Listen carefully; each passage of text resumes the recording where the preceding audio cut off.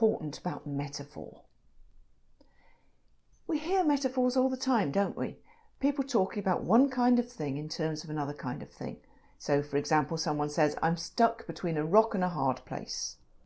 They're comparing their current situation, so that they can't decide between two things, as being stuck between a rock and a hard place. So they're comparing their real life situation to this imaginary situation. And you can easily recognise that as a metaphor. And as a coach, you know that this is important, and there are lots of different techniques to help people change the way they think about things. So if you can persuade your client that it's not like a rock and a hard place, it's actually like a clear blue, they're walking into a beautiful landscape, then of course the situation will change. But there's a whole lot more to metaphor than that. One piece is that metaphor is the native language of the unconscious mind, that we can't not think in metaphor. Metaphor is the atom of thought. What do I mean by that? Well, we're literally thinking about one kind of thing in terms of other kinds of things from the very moment we're thinking, in inverted commas, at all. So even before we're born, we're associating certain chemical mixes. We know that a certain chemical mix symbolises, stands for, equates to calmness, another to agitation. Even single-celled creatures have this notion of towards or away from, that different chemical soups symbolise different things.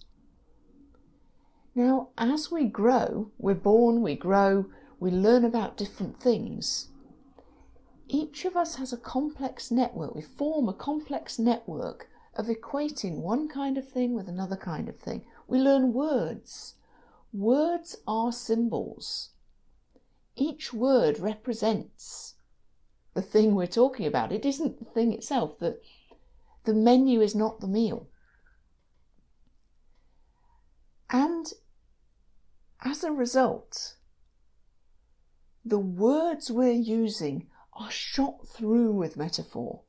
And the metaphors in our words represent the metaphors in our thinking. So if I say, it's like I'm stuck between a rock and a hard place, at one level, it's literally like that. It's like those words come to my lips unbidden. At this point in these kind of conversations, I always get really tongue-tied because I can't not speak in metaphor. We use something like 6 metaphors a minute in ordinary English. And that means, even in talking about metaphor, I can't not use metaphors. So what are some of the ones I just used? Tongue-tied, for example. My tongue's not literally getting tied in knots, but it feels a bit like it.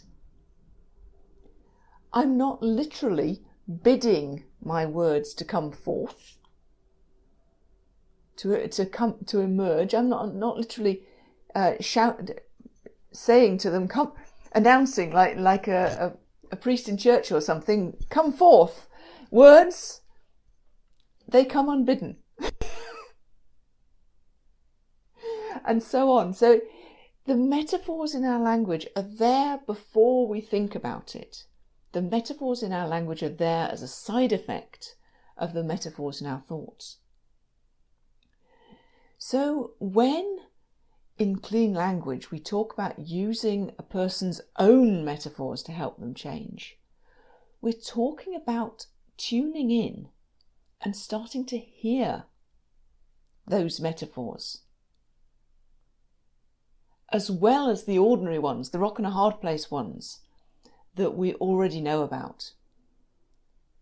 And typically when you learn clean language, or certainly when you learn it from me, one of the things you learn to do is distinguish between the metaphors that people feel good about.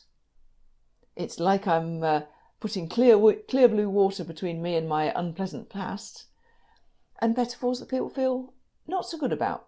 I'm stuck between a rock and a hard place, and know what to do about it when you hear those two different things happening. Because there are specific clean language questions which it's best to use in those circumstances.